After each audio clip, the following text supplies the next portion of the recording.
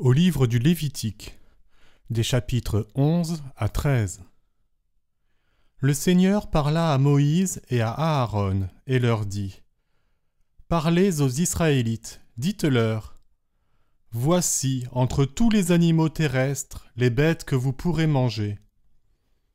Tout animal qui a le sabot fourchu, fendu en 2 ongles et qui rumine, vous pourrez le manger.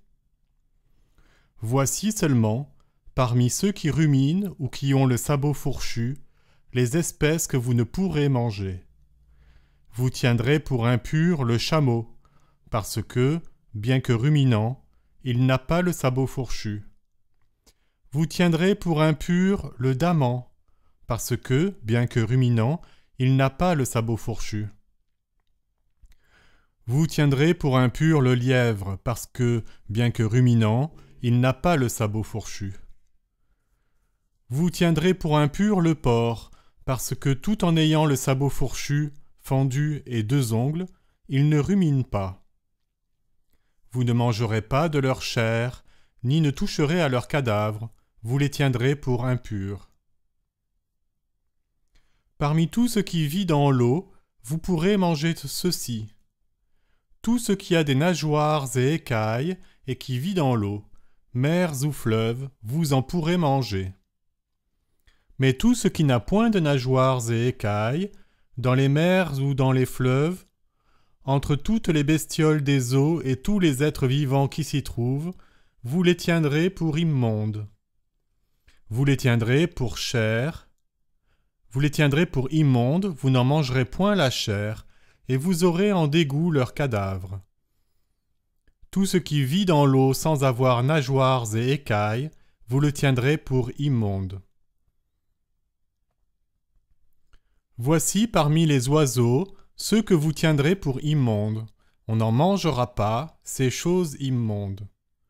Le vautour griffon, le gypaète, l'orfraie, le milan noir, les différentes espèces de milan rouge, toutes les espèces de corbeaux, l'autruche, le chat-huant, la mouette et les différentes espèces d'éperviers. Le hibou, le cormoran, la chouette, l'ibis, le pélican, le vautour blanc, la cigogne et les différentes espèces de hérons, la huppe, la chauve-souris. Toutes les bestioles ailées qui marchent sur 4 pattes, vous les tiendrez pour immondes. De toutes les bestioles ailées qui marchent sur 4 pattes, vous ne pourrez manger que celles-ci, celles qui ont des pattes au-dessus de leurs pieds, pour sauter sur le sol. Voici celles dont vous pourrez manger. Les différentes espèces de sauterelles migratrices, de sauterelles solames, de sauterelles argoles, de sauterelles agabes. Mais toutes les bestioles ailées à 4 pattes, vous les tiendrez pour immondes. Vous contracterez d'elles une impureté. Quiconque touchera leur cadavre sera impur jusqu'au soir. Quiconque transportera leur cadavre devra nettoyer ses vêtements et sera impur jusqu'au soir. Quant aux animaux qui ont un sabot mais non fendu et qui ne ruminent pas, vous les tiendrez pour impurs. Quiconque les touchera sera impur. Ceux des animaux à 4 pattes qui marchent sur la plante des pieds, vous les tiendrez pour impurs. Quiconque touchera leur cadavre sera impur jusqu'au soir, et quiconque transportera leur cadavre devra nettoyer ses vêtements et sera impur jusqu'au soir. Vous les tiendrez pour impurs. Voici parmi les bestioles qui rampent sur terre celles que vous tiendrez pour impures: la taupe, le rat et les différentes espèces de lézards, gecko, koa, léta, caméléon et tinchamette. Parmi toutes les bestioles, ce sont ces animaux que vous tiendrez pour impurs. Quiconque les touchera quand ils sont morts sera impur jusqu'au soir. Tout objet sur lequel tombe l'un d'entre eux, une fois mort, en devient impur. Tout ustensile de bois, vêtements, peau, sac, quelque ustensile que ce soit, On le passera dans l'eau et il restera impur jusqu'au soir, puis il sera pur.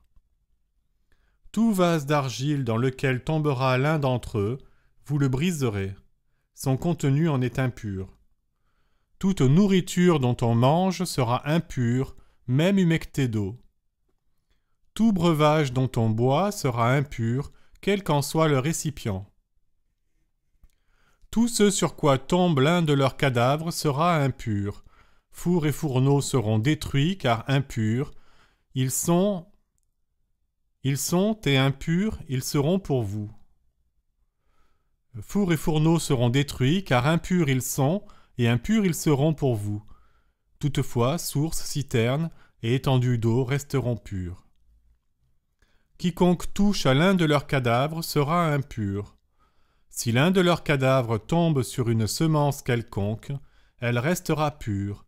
Mais si la graine a été humectée d'eau, et si un de leurs cadavres tombe dessus, vous la tiendrez pour impure. Si vient à périr un des animaux qui vous servent de nourriture, celui qui en touchera le cadavre sera impur jusqu'au soir.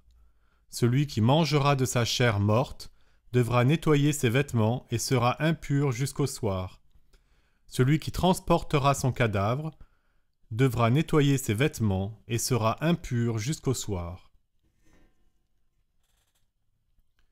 Toute bestiole qui grouille sur terre est immonde, on n'en mangera pas. Tout ce qui se traîne sur le ventre, tout ce qui marche sur 4 pattes ou plus, bref, toutes les bestioles qui grouillent sur terre, vous n'en mangerez pas car elles sont immondes. Vous ne rendez pas vous-même immonde, ne vous rendez pas vous-même immonde avec toutes ces bestioles grouillantes, ne vous contaminez pas avec elles, et ne soyez pas contaminés par elles. Car c'est moi, le Seigneur, qui suis votre Dieu. Vous vous êtes sanctifiés et vous êtes devenus saints, car je suis saint. Ne vous rendez donc pas impurs avec toutes ces bestioles qui rampent sur terre. Oui, c'est moi, le Seigneur, qui vous ai fait monter du pays d'Égypte pour être votre Dieu. Vous serez donc saints parce que je suis saint. Telle est la loi concernant les animaux, les oiseaux, tout être vivant qui se meut dans l'eau, et tout être qui rampe sur terre. Elle a pour but de séparer le pur et l'impur, les bêtes que l'on peut manger et celles que l'on ne doit pas manger. Chapitre 12. Le Seigneur parla à Moïse et dit : Parle aux Israélites et dis-leur : Si une femme est enceinte et enfante un garçon, elle sera impure pendant 7 jours comme au temps de la souillure de ses règles. Au 8e jour, on circoncira le prépuce de l'enfant, et pendant 33 jours encore, elle restera à purifier son sang. Elle ne touchera à rien de consacré, et n'ira pas au sanctuaire jusqu'à ce que soit achevé le temps de sa purification. Si elle enfante une fille, elle sera impure pendant 2 semaines, comme pendant ses règles, et restera de plus 66 jours à purifier son sang. Quand sera achevée la période de sa purification, que ce soit pour un garçon ou pour une fille, elle apportera au prêtre à l'entrée de la tente du rendez-vous un agneau d'1 an pour un holocauste et un pigeon ou une tourterelle en sacrifice pour le péché. Le prêtre l'offrira devant le Seigneur, accomplira sur elle le rite d'expiation et elle sera purifiée de son flux de sang. Telle est la loi concernant la femme qui enfante un garçon ou une fille. Si elle est incapable de trouver la somme nécessaire pour une tête de petit bétail, elle prendra 2 tourterelles ou 2 pigeons, l'un pour l'holocauste et l'autre en sacrifice pour le péché. Le prêtre fera sur elle le rite d'expiation et elle sera purifiée. Chapitre 13. Le Seigneur parla à Moïse et à Aaron et dit : S'il se forme sur la peau d'un homme une tumeur, une dartre ou une tache, un cas de lèpre de la peau est à prévoir. On le conduira à Aaron, le prêtre, ou à l'un des prêtres ses fils. Le prêtre examinera le mal sur la peau. Si à l'endroit malade le poil a viré au blanc, si ce mal fait un creux dans l'épiderme, si c'est bien un cas de lèpre, après observation, le prêtre déclarera l'homme impur. Mais si sur la peau il y a une tache blanche, sans dépression visible de la peau et sans blanchiment du poil, le prêtre séquestrera le malade pendant 7 jours. Il l'examinera le 7e jour. S'il constate de ses propres yeux que le mal subsiste sans se développer sur la peau, il le séquestrera encore durant 7 jours et l'examinera à nouveau le 7e jour. S'il constate que le mal est devenu mat et ne s'est pas développé sur la peau, le prêtre déclarera pur cet homme. Il s'agit d'une dartre. Après avoir nettoyé ses vêtements, il sera pur. Mais si la dartre s'est développée sur la peau après que le malade a été examiné par le prêtre et déclaré pur, il se présentera à lui de nouveau, après l'avoir examiné et après avoir constaté le développement de la dartre sur la peau, le prêtre le déclarera impur. Il s'agit de lèpre. Lorsqu'apparaîtra sur un homme un mal du genre lèpre, on le conduira au prêtre.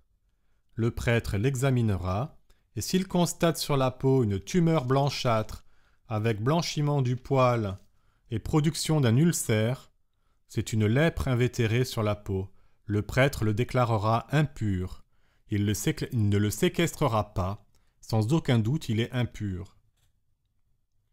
Mais si la lèpre prolifère sur la peau, si la maladie la recouvre tout entière et s'étend de la tête aux pieds, où que regarde le prêtre, celui-ci examinera le malade, et, constatant que la lèpre recouvre tout son corps, il déclarera pur le malade, puisque tout a viré au blanc, il est pur.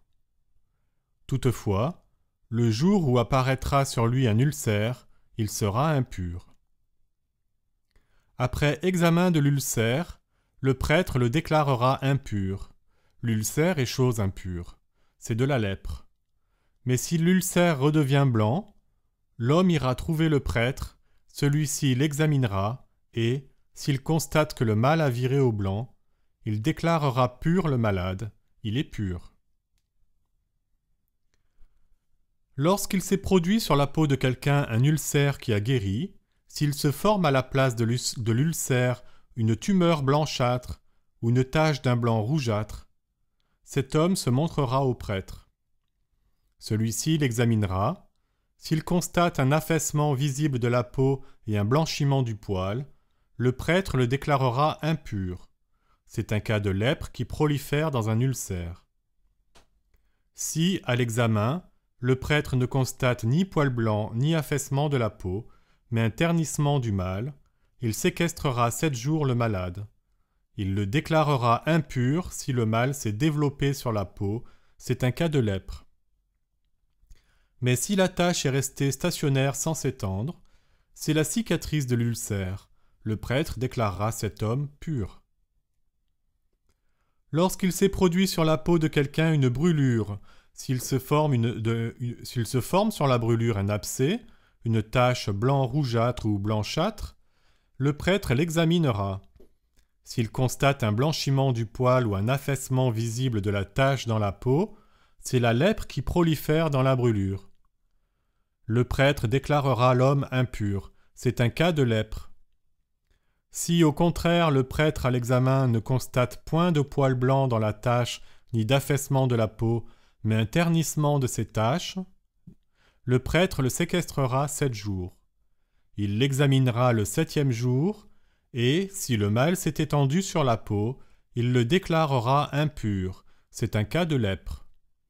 Si la tache est restée stationnaire sans s'étendre sur la peau, si elle s'est au contraire ternie, ce n'est qu'une tumeur due à la brûlure. Le prêtre déclarera l'homme pur, ce n'est que la cicatrice de la brûlure. Si un homme ou une femme porte une plaie à la tête ou au menton, le prêtre examinera cette plaie, et s'il y constate une dépression visible de la peau avec poils jaunâtres et grêles, il déclarera le malade impur, c'est la teigne, c'est-à-dire la lèpre de la tête ou du menton. Si, à l'examen de ce cas de teigne, le prêtre constate qu'il n'y a point de dépression visible de la peau ni poils jaunâtres, il séquestrera 7 jours le teigneux. Il examinera le mal le 7e jour, et, S'il constate que la teigne ne s'est pas développée, que le poil n'y est point jaunâtre, qu'il n'y a point de dépression visible de la peau, le malade se rasera, en omettant toutefois la partie teigneuse, et le prêtre le séquestrera une seconde fois pendant 7 jours. Il examinera le mal le 7e jour, et, s'il constate qu'il ne s'est pas développé sur la peau, qu'il n'y a pas dépression visible de la peau, le prêtre déclarera pur ce malade. Après avoir nettoyé ses vêtements, il sera pur. Si toutefois, après cette purification, la teigne s'est développée sur la peau, le prêtre l'examinera. S'il constate un développement de la teigne sur la peau, c'est que le malade est impur, et l'on ne vérifiera pas si le poil est jaunâtre. Tandis que si la teigne apparaît stationnaire et s'il y pousse du poil noir, c'est que le malade est guéri. Il est pur, et le prêtre le déclarera pur. S'il se produit des taches sur la peau d'un homme ou d'une femme, et si ces taches sont blanches, le prêtre les examinera. S'il constate que ces taches sur la peau sont d'un blanc terne, il s'agit d'un exanthème qui a proliféré sur la peau. Le malade est pur. Si un homme perd les cheveux de son crâne, c'est la calvitie du crâne. Il est pur. Si c'est sur le devant de la tête qu'il perd ses cheveux, c'est une calvitie du front. Il est pur. Mais s'il y a au crâne ou au front un mal blanc rougeâtre, c'est qu'une lèpre prolifère sur le crâne ou le front de cet homme. Le prêtre l'examinera, et s'il constate au crâne ou au front une tumeur blanchâtre, blanc-rougeâtre, de même aspect que la lèpre de la peau, c'est que l'homme est lépreux, il est impur. Le prêtre devra le déclarer impur, il est atteint de lèpre à la tête. Le lépreux atteint de ce mal portera ses vêtements déchirés et ses cheveux dénoués. Il se couvrira la moustache et il criera « Impur, impur », tant que durera son mal. Il sera impur et, étant impur, il demeurera à part. Sa demeure sera hors du camp. Lorsqu'un vêtement est atteint de lèpre, que ce soit un vêtement de laine ou de lin, un tissu ou une couverture en laine ou en lin, du cuir ou un travail quelconque en cuir, si la tache de ce vêtement, de ce cuir, de ce tissu, de cette couverture ou de cet objet de cuir apparaît verdâtre ou rougeâtre, c'est un cas de lèpre à montrer au prêtre. Le prêtre examinera le mal et séquestrera l'objet pendant 7 jours. S'il observe au 7e jour que le mal s'est étendu sur le vêtement, ce tissu, cette couverture, ce cuir ou cet objet fait en cuir, quel qu'il soit, c'est un cas de lèpre contagieuse. L'objet atteint est impur. Il brûlera ce vêtement, ce tissu, cette couverture de laine ou de lin, cet objet de cuir quel qu'il soit, sur lequel s'est déclaré le mal, car c'est une lèpre contagieuse qui doit être consumée par le feu. Mais si, à l'examen, le prêtre constate que le mal ne s'est pas étendu sur le vêtement, ce tissu, cette couverture, ou sur cet objet de cuir quel qu'il soit, il ordonnera de nettoyer l'objet attaqué et le séquestrera une seconde fois pendant 7 jours. Après nettoiement, il examinera le mal et, s'il constate qu'il n'a pas changé d'aspect, tout en ne s'étendant pas, l'objet est impur. Tu le consumeras par le feu. Il y a corrosion à l'endroit et à l'envers. Mais si, à l'examen, le prêtre constate qu'après nettoiement, le mal a terni, il l'arrachera du vêtement, du cuir, du tissu ou de la couverture. Toutefois, si le mal reparaît sur ce vêtement, ce tissu, cette couverture ou cet objet de cuir quel qu'il soit, c'est que le mal est actif, et tu consumeras par le feu ce qui en est atteint. Quant aux vêtements, au tissu, à la couverture et à l'objet quelconque en cuir dont le mal aura disparu après nettoiement, il sera pur après avoir été nettoyé une seconde fois. Telle est la loi pour le cas de lèpre d'un vêtement en laine ou en lin, d'un tissu, d'une couverture ou d'un objet en cuir quel qu'il soit, lorsqu'il s'agit de déclarer pur ou impur.